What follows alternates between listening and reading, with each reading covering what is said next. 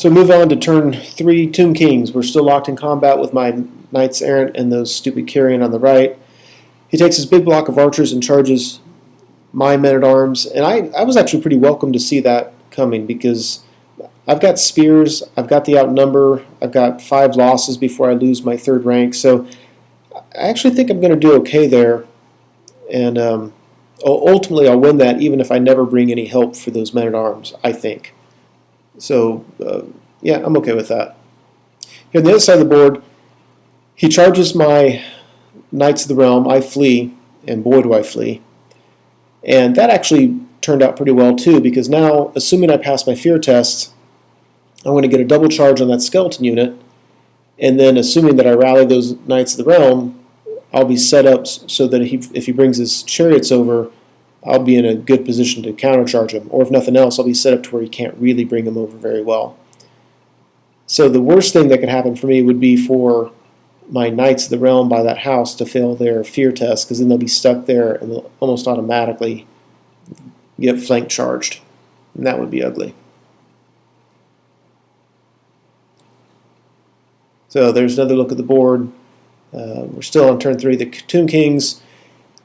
So he takes another catapult, and for the 3rd straight turn he hits something. He hits my Grail Relic, kills a couple guys. They take a leadership test on leadership 8, -1 for the skulls, that's 7, and they fail it and flee. And I am starting to get really tired of that. So it does open my Grail Knights up, and assuming I can rally those guys, which I should be able to because my general is just in the bottom right of the screen, they can come back up and support. So it's not the end of the world, but I feel like it's like the wrong ends of a magnet where they can't come together, they keep getting pushed back. That's what I feel like trying to get in combat this game. So thanks to my incredibly stupid blunder, I'm still stuck in combat with this support unit on the side. I know I'm going to win it eventually. It's just like we're just stuck there forever. And at the end of the combat, you can see he just killed one of mine, and through wounds and other combat res, I popped a bunch of his. So again, very confident that that's going to go my way unless he can raise a bunch of skeletons during his magic phase. Bretonnia turn 3. Okay, so I move my Grail Knights up aggressively, and really I'm thinking I just need to be 12 inches away from his units, because his Tomb Guard units can walk up 4 and then they can charge 8. And looking at this picture, it looks like I'm okay with the unit on the left, but not with the one on the right. I really don't know what I was thinking because I didn't need to come up that far and there was no reason to risk it. But you can see my Relique rallied. I bring my BSB just to give me some rerolls should I get some combats there.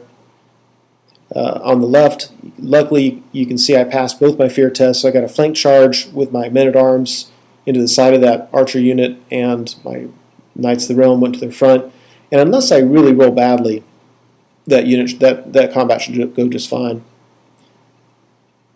So over here, he had grown back some of his Tomb Guard, and I killed some more through my shooting.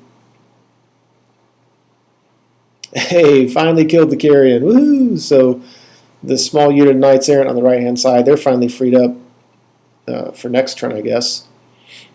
Men-at-Arms just did fantastically, destroying that skeleton. So on his turn, that unit will be gone, and my Men-at-Arms will be free to move up.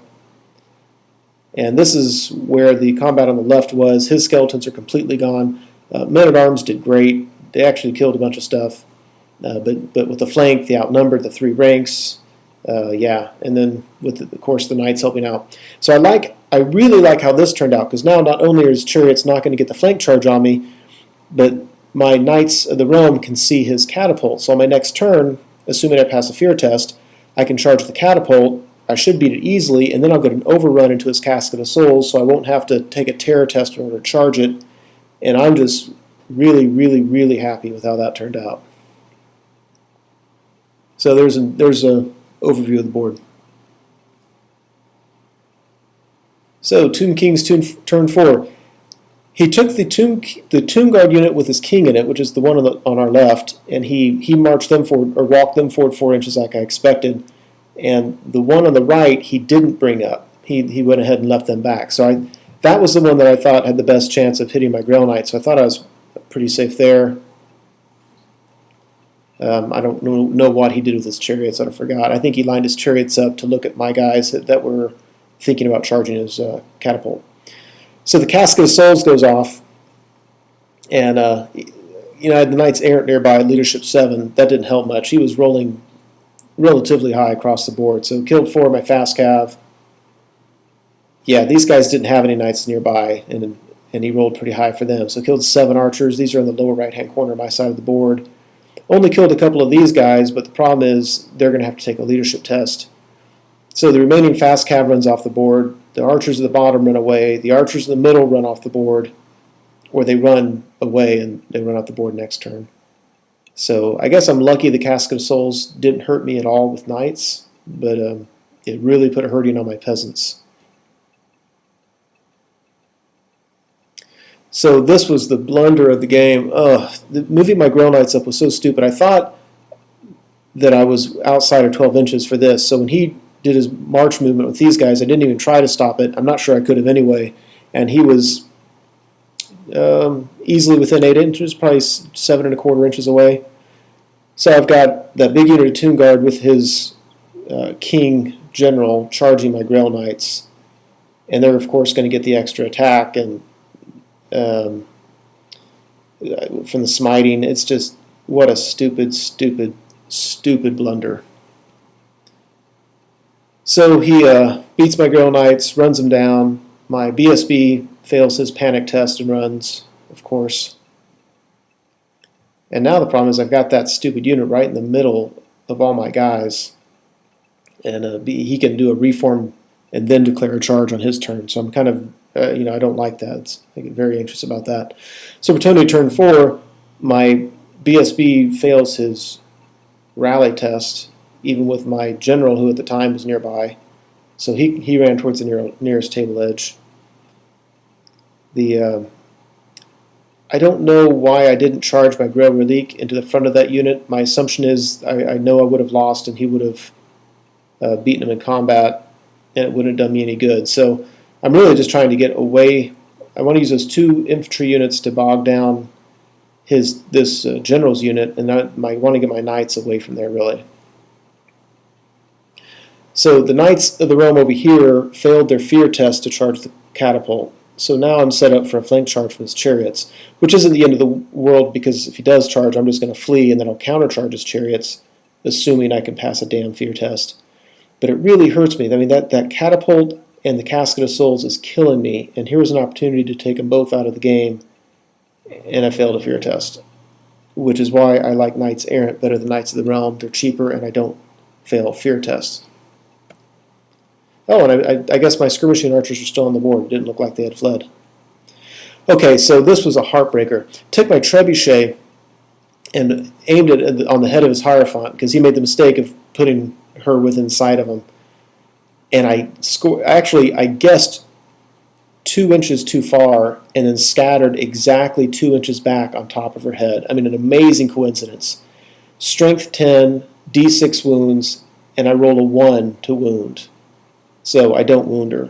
So then I take all my skirmishing archers and shoot at her, and she's in, I think it was 7s to hit, so I had to roll a 6 and then roll a 4, and I still hit with 3 of them, and then only wounded with 1. And so I was 1 wound away from the heartbreaker. Sorry about the picture here, guys. So he did a reform on his turn and faced my men-at-arms unit, and during his magic phase, he got a free attack. And at the end of it, if he kills more than 25% of the unit, I have to take a panic test. I didn't realize that. I felt bad. I actually made him kind of read it to me, because it just sounded so odd, because I didn't think you took panic tests if you're locked in combat. But apparently he was right. So he didn't even beat my men-at-arms in combat. He did enough wounds during the magic phase that I failed my panic test and ran.